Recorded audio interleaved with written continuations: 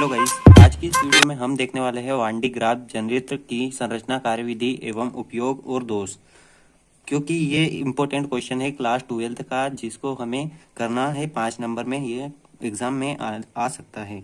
इसकी पूरी संभावना बनती है कि बोर्ड परीक्षा में यह पूरी तरह से 5 नंबर में आ सकता है, क्योंकि इकाई 1 में 5 नंबर का एक क्वेश्चन है और वहीं पर 2 नंबर का एक क्वेश्चन है और 2 नंबर के ऑब्जेक्टिव है। तो इकाई 1 में आपका 1 पार्ट और 2 पार्ट है, जो कि टोटल मिलाकर 9 नंबर का है। तो हम इस बुक की मदद से इन अध्यायों को आज हम वान डी ग्राफ जनित्र की संरचना, कार्य, उपयोग, दोष फटाफट से देख लेते हैं। चित्र कैसे बनाना है, अगर आपको नहीं बनाना आता है तो इसमें अगर टाइम शेष होगा तो हम प्रैक्टिस कर लेंगे। और हाँ, खास बात यह है कि मैं 12th का इसमें ज़्यादा रिकवर करवाऊंगा आपको, क्योंकि 12th बहुत इंपॉर्टेंट होती है और मैं भी 12th क्लास से हूँ अभी। और मैंने जो इस चैनल में वीडियो बनाने का बोला है वो है 9th, 10th, 11th and 12th। तो यहाँ पर मैं 12th की ज़्यादा बनाऊंगा एंड 9th, 10th के अगर मुझे क्वेश्चन पता चलता है तो मैं उनकी भी बनाऊंगा, और वेरी मोस्ट इंपॉर्टेंट ही क्वेश्चन मैं आपको बताऊंगा सब। तो चैनल को भी सब्सक्राइब कर दे साथ ही, और आगे भी आपको बहुत सी स्टडी मिलने वाली है, क्योंकि यह चैनल मैंने स्टडी के लिए ही क्रिएट किया है। तो आप टेंशन ना ले और चैनल को भी सब्सक्राइब कर दे। तो हम अभी वान डी ग्राफ जनित्र का सिद्धांत देखने वाले हैं, संरचना, कार्यविधि, उपयोग और दोष। चलिए फटाफट से शुरू करते हैं। तो सबसे पहले हम यहाँ पर देखते हैं, ये वान डी ग्राफ जनित्र का एक चित्र है। अगर आपको चित्र बनाना नहीं आता है तो मैं अगली वीडियो आपको चित्र की प्रैक्टिस करवाने के लिए बना दूंगा। तो यहाँ पर ऐसा कुछ ये चित्र होता है, और थोड़ा सा मैं आपको समझा देता हूँ कि वान डी ग्राफ जनित्र जो है, यहाँ पर ये एक धातु का गोला रखा रहता है जिसको एस नाम से मतलब डिनोट किया जाता है। वहीं यहाँ पर एक पट्टा और 2 घिरनियां लगी रहती है। हम यहाँ पर पूरा समझेंगे इसको सिद्धांत के अनुसार, संरचना के अनुसार, कार्यविधि के अनुसार एवं उपयोग, गुण, उपयोग और दोष। तो सब आपको समझ में आ जाने वाला है, बस आप थोड़ा सा समय दे दीजिए। तो यहाँ पर हम वान डी ग्राफ जनित्र को आगे बढ़ाते हुए पहले आपको चित्र बना लेना है। आपको घबराने की जरूरत नहीं है, मैं अगली वीडियो आपको चित्र बनाने की प्रैक्टिस करवाने के लिए बना दूंगा। तो चलिए शुरू करते हैं। यहाँ पर वान डी ग्राफ जनित्र को सबसे पहले देखते हैं। तो वान डी ग्राफ जनित्र एक ऐसा उपकरण है, यहाँ पर देखिए, वान डी ग्राफ जनित्र एक ऐसा उपकरण है जिसकी सहायता से उच्च विभवांतर लगभग 10 लाख वोल्ट या उससे अधिक भी हम विभवांतर उत्पन्न कर सकते हैं। वान डी ग्राफ जनित्र एक ऐसा उपकरण है जिसकी सहायता से उच्च विभवांतर लगभग 10 लाख वोल्ट उत्पन्न किया जा सकता है।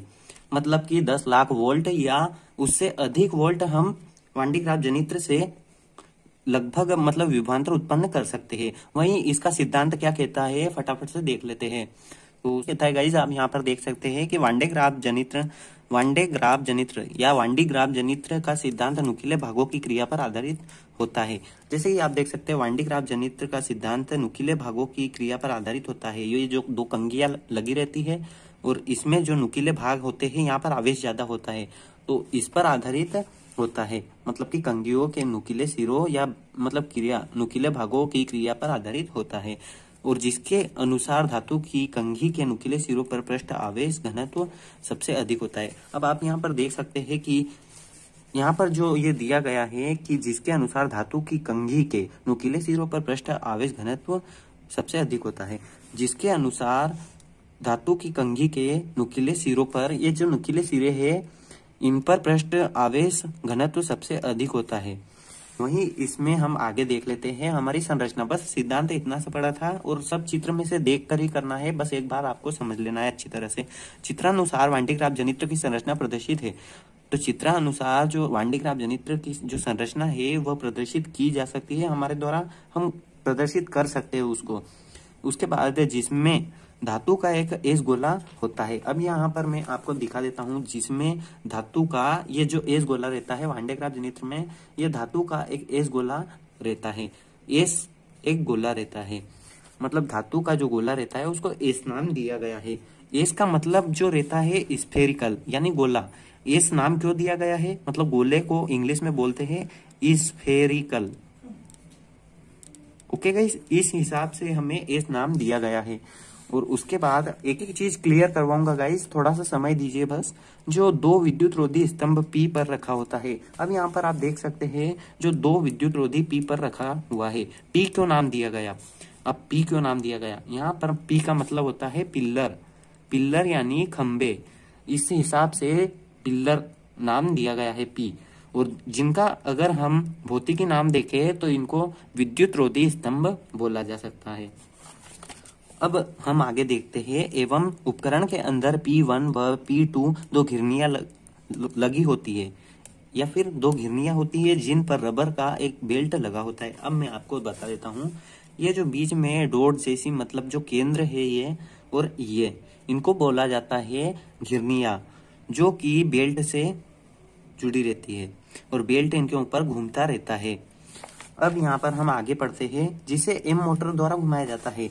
ये एम मोटर जो नीचे अटैच रहती है, अगर मोटर होगी नहीं तो हमारे बेल्ट घूमेंगे कैसे? तो बेल्ट घुमाने के लिए मोटर का प्रयोग किया जाता है। अब मोटर की एम नाम क्यों दिया गया? तो एम मोटर की वजह से नाम दिया गया है। यहाँ पर मैं लिख देता हूँ मोटर। ओके, एक एक चीज आपको क्लियर करवाता चलता हूँ मैं। अब यहाँ पर आगे संरचना में दिया है, संरचना सब आपको मन से लिखनी है, पूरा चित्र में देखना है, चित्र बनाना आप सीख जाओगे, मैं बताऊंगा आपको।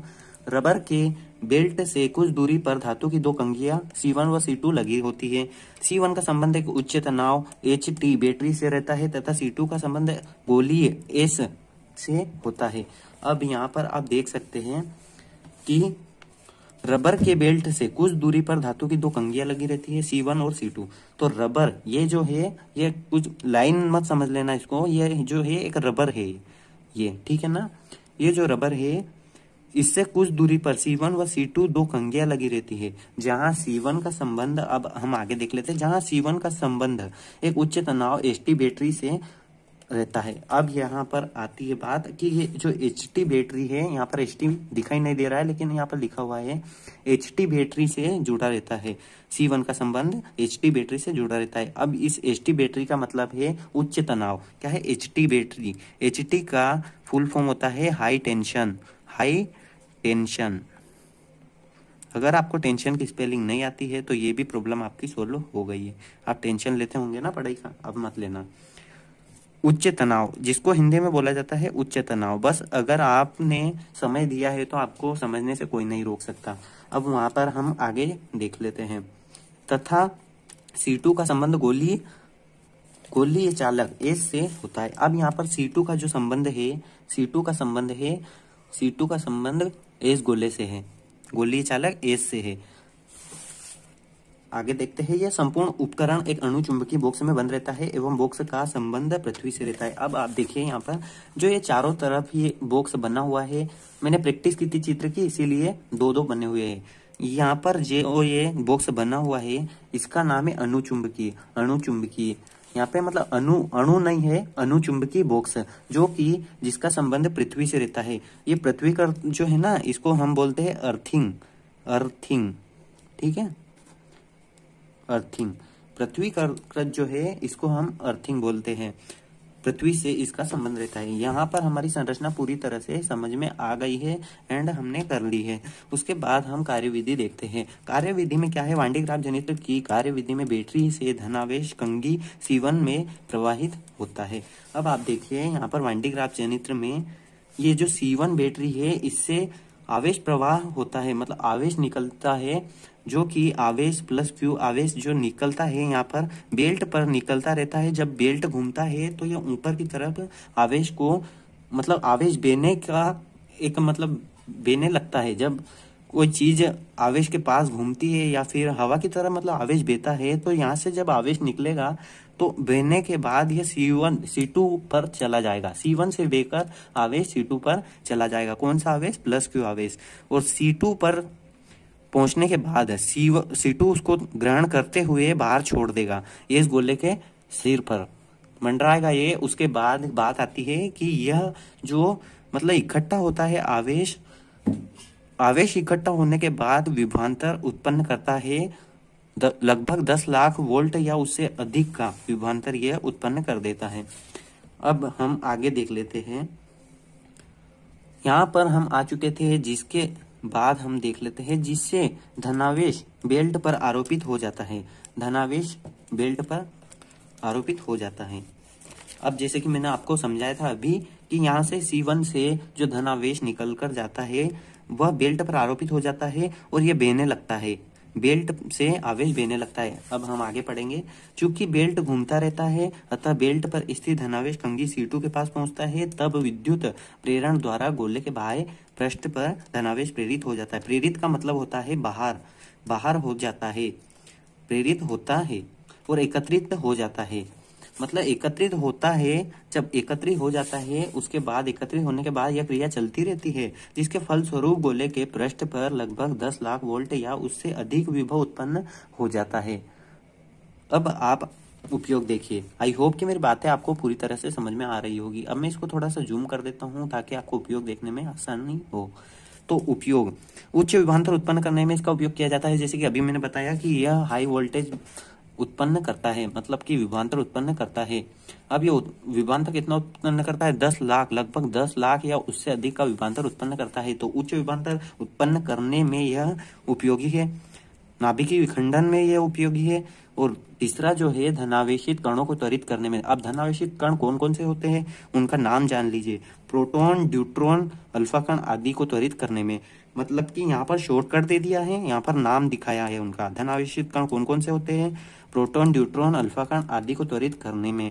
धनावेशित कण कौन से होते हैं? प्रोटॉन, न्यूट्रॉन, अल्फा कण। ठीक है, इनको त्वरित करने में। अब हम इसके दोष देख लेते हैं। अब दोष तो इसके सरल है। उच्च विभवांतर के कारण यह खतरनाक होता है। जब ये इतना विभवांतर उत्पन्न कर देता है तो इसका उपयोग करना भी हमारे लिए खतरनाक हो जाता है। आकार बड़ा होने के कारण इसका उपयोग करना असुविधाजनक है। अब आप देखिए, आकार उसका बहुत बड़ा है तो उसका हम उपयोग भी करेंगे तो वह हमारे लिए असुविधाजनक होगा। मतलब कि हमारे पास इतनी सुविधा नहीं होगी कि हम उसका उपयोग कर सकते हैं। तो दोष उसके यह है। अब दोष का मतलब ही यह हो रहा है कि उसमें क्या दोष है। एक रहता है गुण और एक रहता है दोष। मतलब कि इसके दोष है, गुण तो उसमें बहुत सारे हैं। अब इसके दोष यह है कि एक तो यह उच्च विभवांतर के कारण यह खतरनाक होता है, आकार बड़ा होने के कारण इसका उपयोग करना असुविधाजनक है। आई होप कि ये 5 नंबर का जो पूरा का पूरा वान डे ग्राफ जनित्र आपको समझ में आया होगा। मैं ऐसी उम्मीद करता हूँ। आई होप कि ये 5 नंबर का पूरा क्वेश्चन आपके दिमाग में बैठ गया होगा। आगे आप चैनल को सब्सक्राइब कर लीजिए। आगे हम क्या करेंगे कि ये जो चित्र है आपको देखने में बहुत कठिन लग रहा होगा। जब मैं वीडियो लाऊंगा तब आपकी आंखें फटी की फटी रह जाएगी और आप भी बोलोगे कि वाह क्या चित्र बना है, क्या सीखे हैं हम। अभी आपको देखने में बहुत कठिन लग रहा है। अभी हम वीडियो लेकर आने वाले हैं, तब तक के लिए चैनल को सब्सक्राइब कर लीजिए। और खास करके मैं यहाँ पर 12th को ज्यादा पढ़ाने वाला हूँ, क्योंकि 12th हमारी लाइफ की लास्ट क्लास होती है और इस क्लास को हमें ट्रेंड करना होता है। तो अब 12th का मैं ज्यादा पढ़ाऊंगा। बाकी मैंने जैसे कि अपने बैनर में डाला है कि very most IMP question 9th 10th and 12th 11th के भी साथ में मैं डाल दूंगा। अगर मुझे मिल जाते हैं कहीं पे वेरी मोस्ट IMP क्वेश्चन तो मैं डालता ही रहूंगा। ओके, वीडियो बहुत लंबी हो चुकी है, आपने देखी, आपने टाइम दिया, आपने पूरा क्वेश्चन को समझा।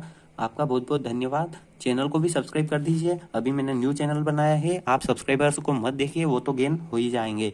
आप बस चैनल को सब्सक्राइब कर लीजिए। ऐसे ही हम नेक्स्ट वीडियो में मिलते हैं। मेरे पास पूरी की पूरी बुक रखी है, इसको मैं आपको कवर करवा दूंगा। एक एक वीडियो बनूंगा, 2-2 वीडियो बनूंगा, कभी 5 क्वेश्चन साथ में ही बना दूंगा। बस आपको समय देना आना चाहिए। तो अगर आप समय देते हैं तो आप पढ़ाई भी अच्छी तरह से कर सकते हो। सो आज के लिए बस इतना ही। तब तक के लिए मिलते हैं हम नेक्स्ट वीडियो में। Good bye, take care and bye bye. जय श्री राम, जय श्री महाकाल। सो जाइए।